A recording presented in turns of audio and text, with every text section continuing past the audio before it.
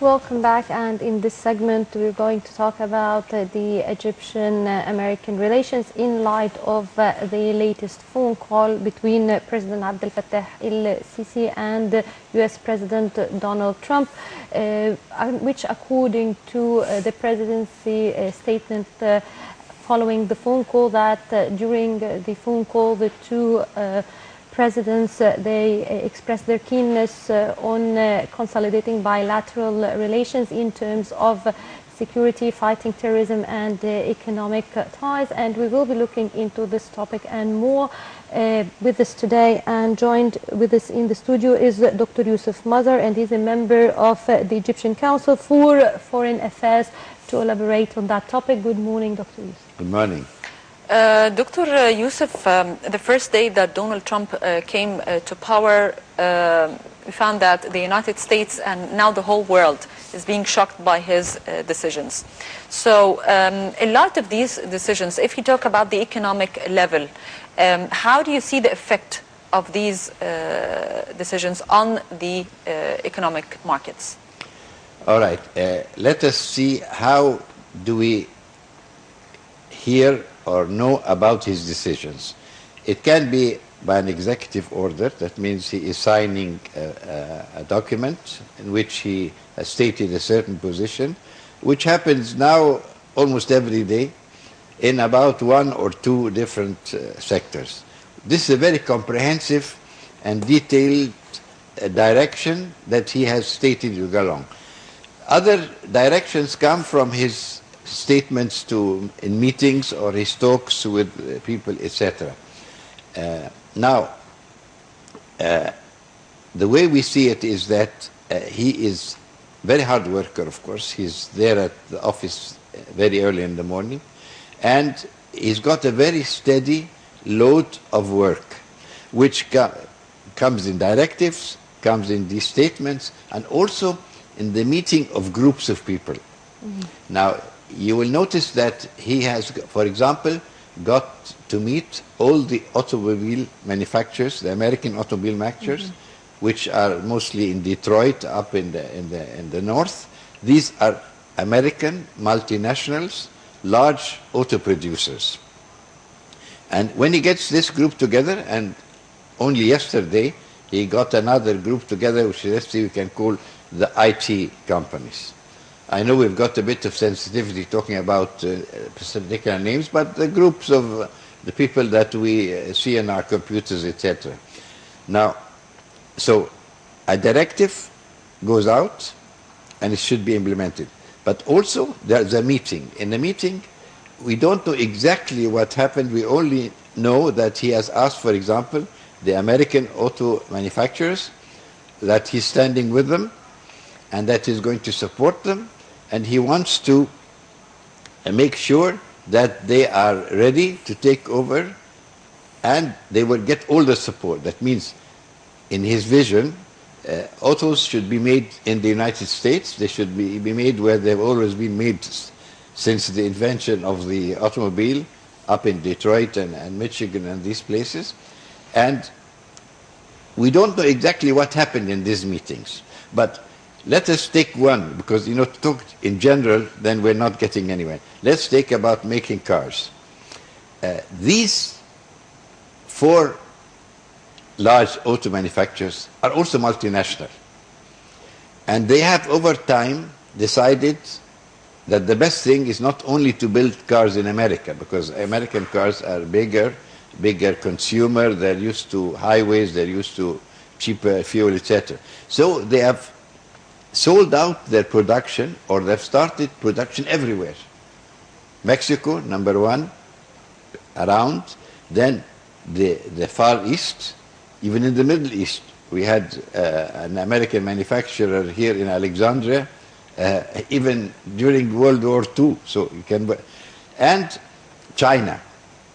Now, so when these people are told, we want you to make cars in the States, it's difficult for them in a click of the thumb to start immediately doing that. Very difficult. Why? Because they have invested abroad. And why have they invested abroad? They have invested abroad because the cars are smaller, they're more economic, and they're cheaper, and they're more competitive. And if you take any brand name, you'll find that there are about 2 or 3 models are in the States, and the rest, the smaller ones, including the ones that come into our market here, you get a brand name which is an American brand name, and where is it made?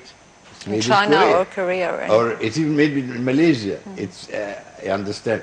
So all these trends that, of course, he's very nationalistic in his approach and he wants everything in the United States. But world economics don't always speak that way. And the people he's counting on now, which are, for example, the auto manufacturers, they have to get their things in order. They can't start tomorrow only making things in the States because the market will not accept these.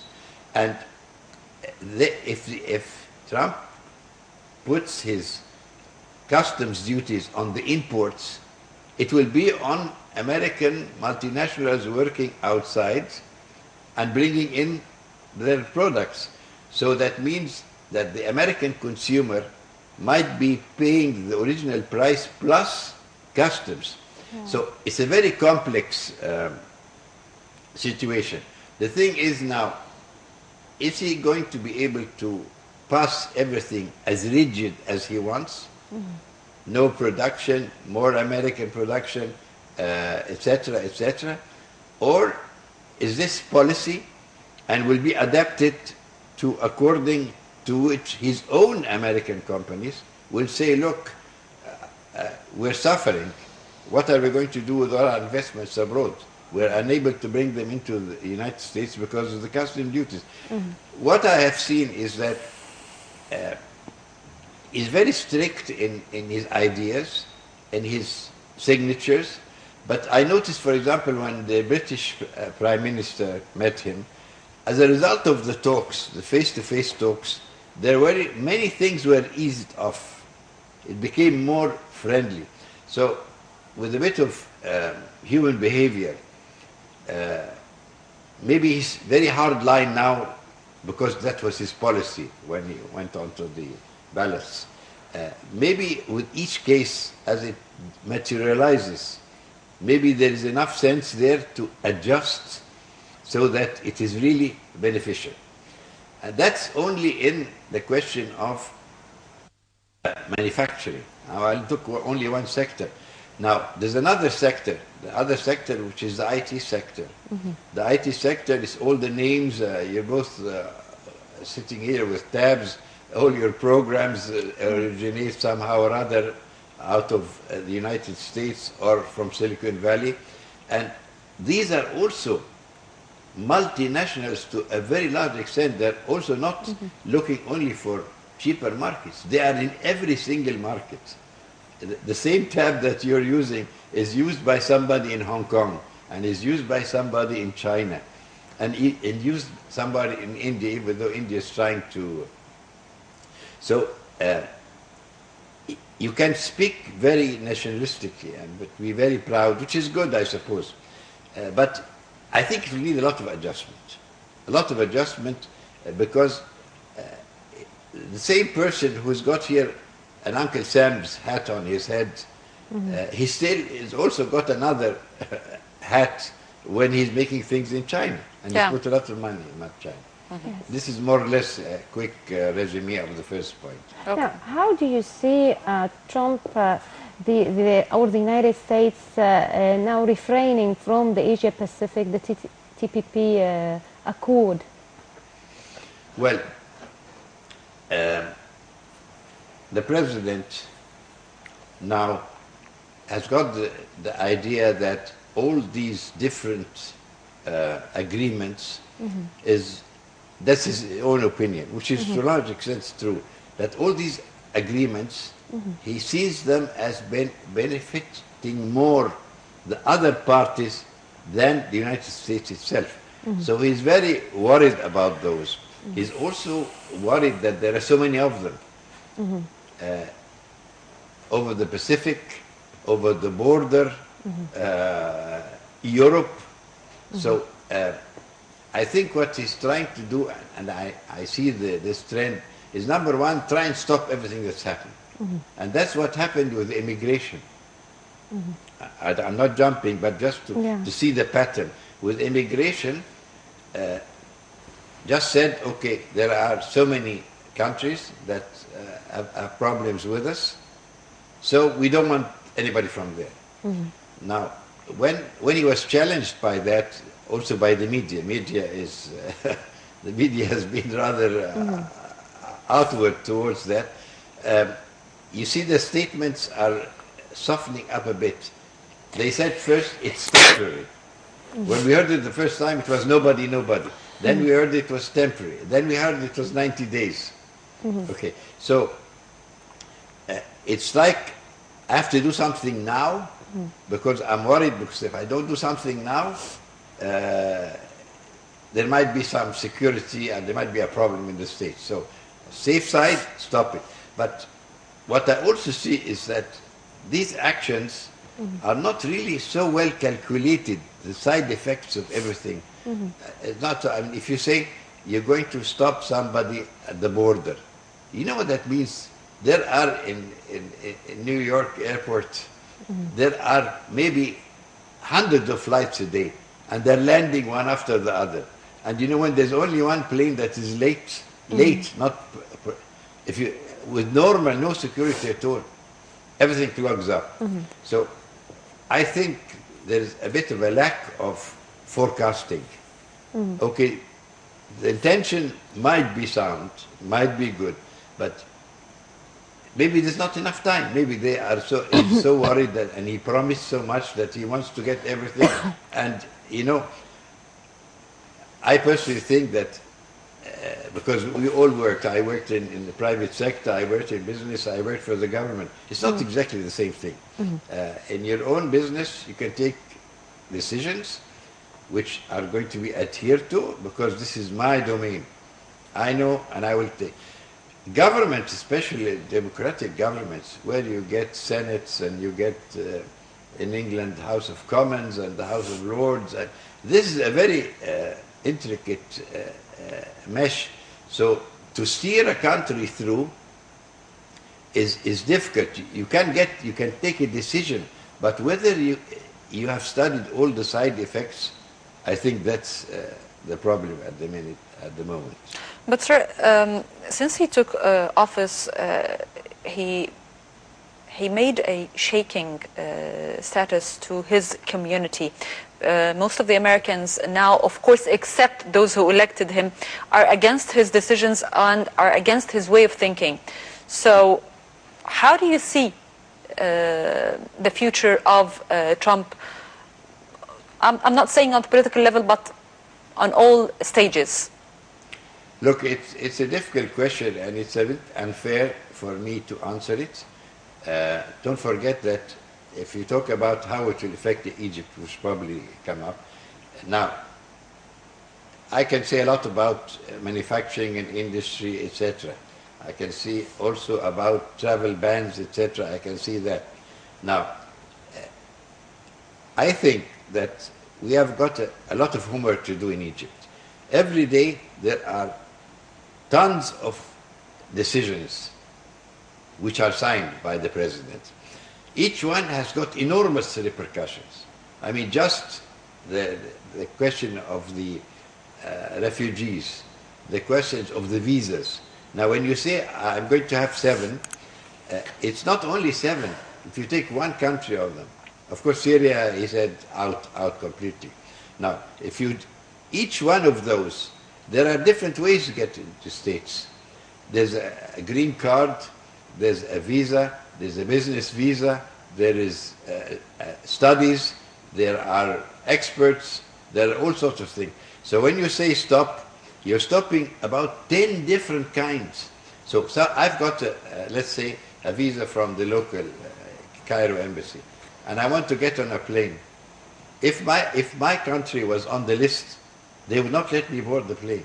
So it's one decision, but it has got so many other interpretations. Should they allow the green card, which was originally given? A visa was originally given 1 week ago. Now the airlines, because no airline wants to get anybody on their plane, and then when you get there, sorry, you can't stay there. You have to go back. He probably hasn't got a return ticket or so. So the implications are a lot.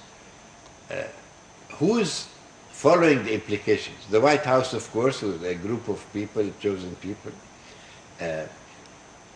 They are trying, especially the spokesman. He's very fluent, and every day now at least there's a lot of transparency. Every day he's saying this happened and we're going to do that, etc. So I think it's getting a bit better. But the repercussions, in my opinion, are the biggest repercussions that I, in my short span, have noticed. It's difficult, so it needs to be followed very, very exactly. If the president will be flexible and take the problems as they come up, he can deal with a lot of the things. The cause is good, but don't forget, if it's my business, I can do what I like in it. I bear the consequence. But with a system of all these different institutions, yesterday they had another problem with the Attorney General and the assistant. And you can see by the way business works, if somebody's in the way and he's stopping, well, okay, I don't want him. Even in the States, you can fire people. In other countries, in Egypt, you can't really fire people that easily. There's a certain, let's say you have to go through a tripartite committee and there have to be reasons, etc. So you can't fire people that easily at that level. You can relieve them of their posts. But so it's, I think, look, just to take the other side of the discussion, the American people, you say, well, if all this is happening, why did people elect the president? Well, the main thing, I think, which everybody says, we're only listening to what the echoes are coming, people have sometimes got fed up with the normal procedures of tedious diplomatic life. And you see our presidents who say something on the first day they get in the chair, and when they leave, they've still not finished it, because they have to go through, even Obama, many things, his medical care was only finalized at the end of the period, and he started talking about it. So it takes a long time. Government is, even though it might be the United States and productivity and all that, but it takes time. But and there are also safeguards. Now, concerning his policy towards the Middle East, many are thinking that the American administration might be now on friendlier terms with the Middle East than the Obama ones with Trump in office, especially that the media has circulated phone calls between him recently, not just with President President Sisi, but also with Saudi Arabia's King Salman, with the Crown Prince of Abu Dhabi, Jordan's King Abdullah II, and even talks between him and King Salman about the Syrian and Yemen crisis and establishing safe zones and dealing with refugees. How do you see these? Well, I must go back to our temperament, our temperament in this area. We have many sayings that the way you meet somebody does a lot towards what the relations are, or you're being generous means something else. By taking somebody with a big hug means also something. This is not always the way of the world. And you must try and measure. What are you measuring by? By a telephone call to the president? From you to him? Or the President of the United States calling you and asking for something? Are you talking about a meeting? Is it a meeting that the president has asked for? Or, like in the case of Netanyahu, there was the first jump and the first man, or the first, let's say, leader to be in Washington was him, using his relationships or the built-up relationship for. So, are you going to measure by who was the first to call? Whether it was a long phone call or a short call. In politics, yes. It's very important to say, I met the president, or I've got an appointment with the president. But that's not all. After that, is there a common reason for this friendship? Is there trade? Is there politics? So it is an indication. It's a very good indication that our president talked. But more important than talked, well, he talked during the first week, which is actually, if we measure by all these values, yes. But more important is Egypt has got a big problem with terrorism and is fighting it, according to world opinion, not ours, very effectively. That it is under control.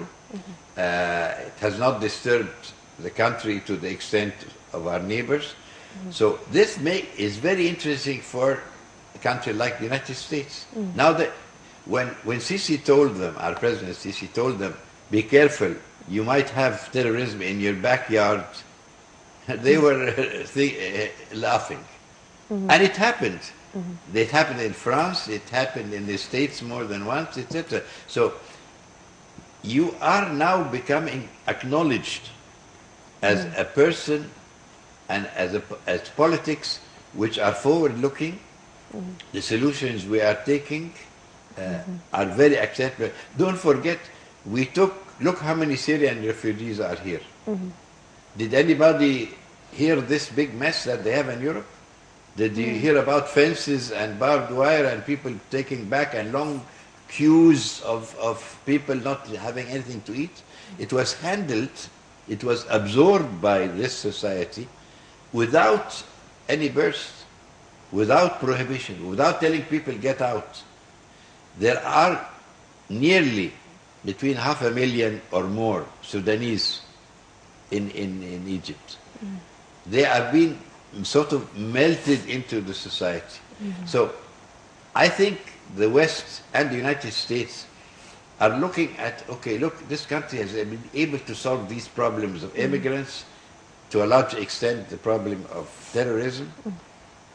So all these are interesting things. You're on the same wavelength as the United States. Okay.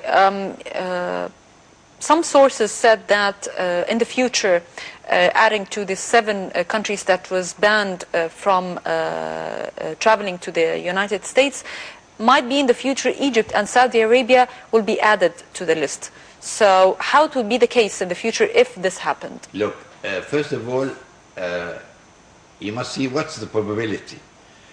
The first had lots of repercussions. Now, nobody is going to add anything after they have seen the repercussions. There are repercussions in Iraq, where the Iraqis have said, look, we have been helping you in the war. Our translators have been going with your troops.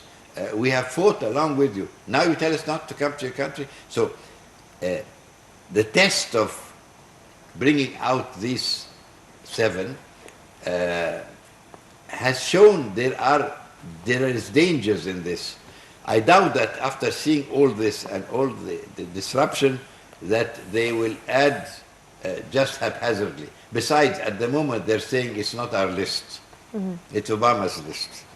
So after this, let's say, some people even call it chaos. Okay, it can be chaos at airports and things like this.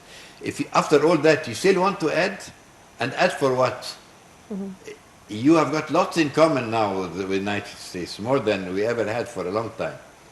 Saudi Arabia is not just somebody you can, disregard. So I don't think the United States, even with the, let's say, the drive the President of the United States has, I don't think he needs any more enemies, or let's say, anybody who's not a real friend. I doubt very much. But you must be careful. There are always people in the middle who are trying to start a fire somewhere.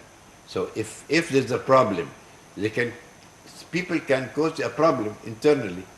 Something happens to some American walking in the desert or something, then they blow it up.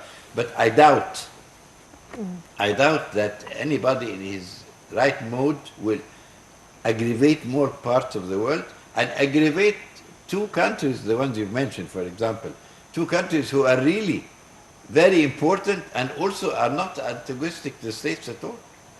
Both are not antagonistic. Well, we hope that the current U.S. administration has a better and more lenient, let's say, attitude and policy towards the Middle East than the previous one. And I'd like to thank you very much, Dr. Youssef Mazhar, member of the Egyptian Council for Foreign Affairs, for this interview. Thank you very much and good morning. Thank you very much for your questions. I hope that we have tried to shed some light, but don't forget, every hour, every day, it's a very Counts. mobile situation. Yeah. So what we're saying now might not be valid for your breakfast show tomorrow.